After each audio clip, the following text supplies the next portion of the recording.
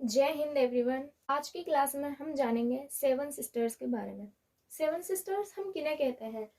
आपने जब मानचित्र देखा होगा, भारत का नक्शा देखा होगा, तो वहाँ पूर्व साइड में जो पहाड़ी राज्य हैं जैसे कि मिजोरम, मेघालय, मणिपुर, अरुणाचल प्रदेश, असम, इन सभी 7 राज्यों को हम सेवन सिस्टर के नाम से जानते हैं।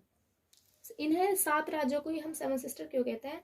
क्योंकि यहाँ पर जो है ना, प्राकृतिक सुंदरता, एक भौगोलिक क्षेत्र जो है प्राकृतिक के रूप में वो लगभग समान है इन सभी 7 राज्यों में। इसी आधार पर और यहाँ पर जनजाति रहती है, तो हम इन्हें सेवन सिस्टर का टाइटल देते हैं। इन सेवन सिस्टर में कौन कौन से राज्य आते हैं?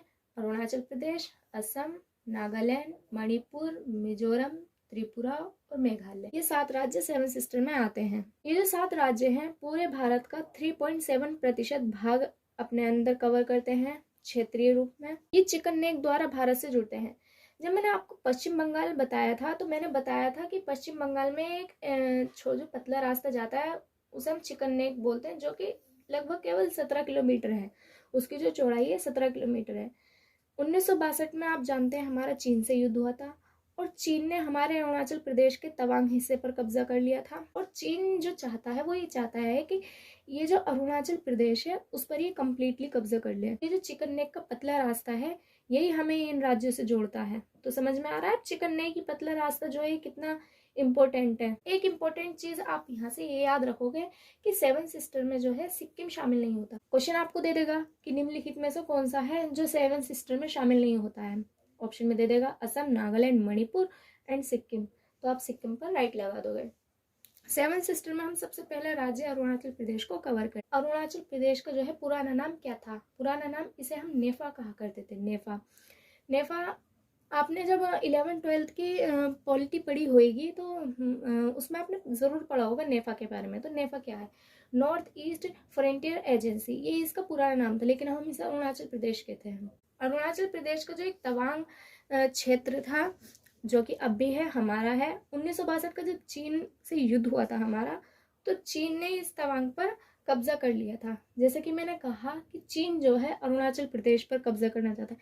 चीन खाली हमारे अरुणाचल प्रदेश पर ही नहीं, भूटान, नेपाल और जो हमारा वो कश्मीर का अक्साई चीन वाला एरिया उस पर तो उसने कब्जा कर ही रखा है। तो वो हमारे इन क्षेत्रों पर भी कब्जा करना चाहता है, जिसमें कि 1962 में तवांग पर पहले ही कब्जा कर चुका था। हम अगर दर्रों की बात करें तो ये इधर की साइड है, ये बोमडिला दर्रा। एक दर्रा ये ऊपर है यांगे दर्रा और एक दर्रा ये इधर की तरफ है दिफू दर्रा। बोमडिला दर्रा, यांगे दर्रा, दिफू दर्रा। इसके अंदर हम पहाड़ियाँ भी पढ़ेंगे। पहाड़ियों से रिलेटेड क्वेश्चन बहुत आता है। डाफला, मिसमी, अमीर, डाफला, अमीर, मिसमी, डाफला, अबीर, मिसमी।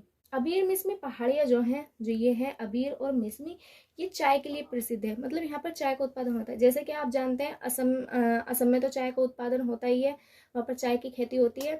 तो असम भी क्या है, सेवन सिस्टर में आता है और अरुणाचल प्रदेश भी। तो यहाँ का नेचर ही ऐसा है कि यहाँ पर इस तरह की खेती की जा सकती है चाय की। हमारे कौन से राज्य में सबसे पहले सूर्योदय होता है? तो हमारे अरुणाचल प्रदेश में सूर्योदय सबसे पहले होता है। और जो अरुणाचल प्रदेश है ये 3 देशों से सीमा टच करता है। अच्छा, आप एक नदी के बारे में जरूर जानते होंगे, ब्रह्मपुत्र नदी। लेकिन क्या आप इसके नाम को लेकर जानते हैं? ब्रह्मपुत्र नदी नाम से तो ये हमारे इंडिया में फेमस है, लेकिन इसे अलग अलग क्षेत्रों में या अलग अलग देशों में अलग अलग नाम से जाना जाता है।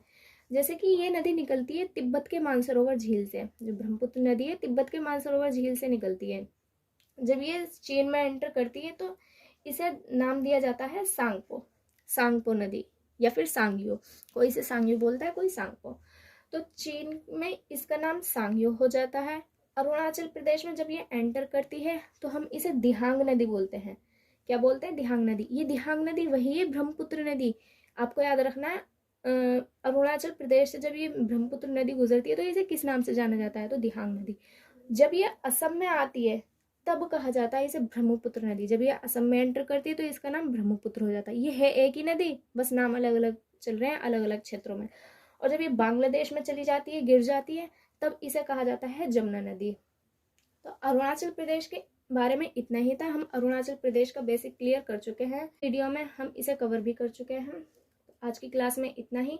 मिलते हैं नेक्स्ट क्लास में। देखते रहिए curious education era. Thank you so much.